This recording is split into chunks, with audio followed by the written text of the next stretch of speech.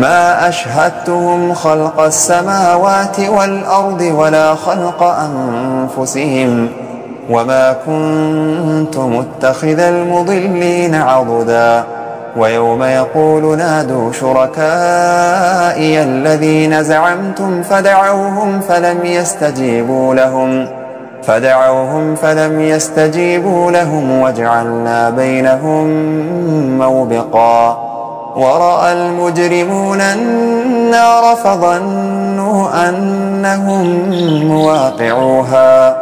فظنوا أنهم مواقعوها ولم يجدوا عنها مصرفا ولقد صرفنا في هذا القرآن للناس من كل مثل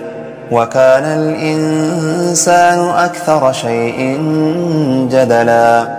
وما منع الناس أن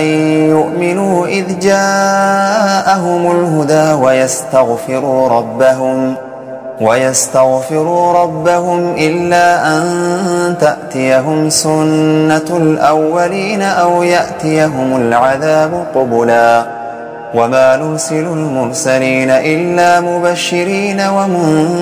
ومنذرين ويجادل الذين كفروا بالباطل ليدحضوا به الحق واتخذوا آياتي وما أنذروا هزوا ومن أظلم ممن ذكر بآيات ربه فأعرض عنها ونسي ما قدمت يداه إنا جعلنا على قلوبهم أكنة أن يفقهوه وفي آذانهم وقرا وإن تدعوهم إلى الهدى فلن يهتدوا إذن أبدا وربك الغفور ذو الرحمة لو يؤاخذهم بما كسبوا لعجل لهم العذاب بل لهم موعد لن يجدوا من دونه موئلا وتلك القرى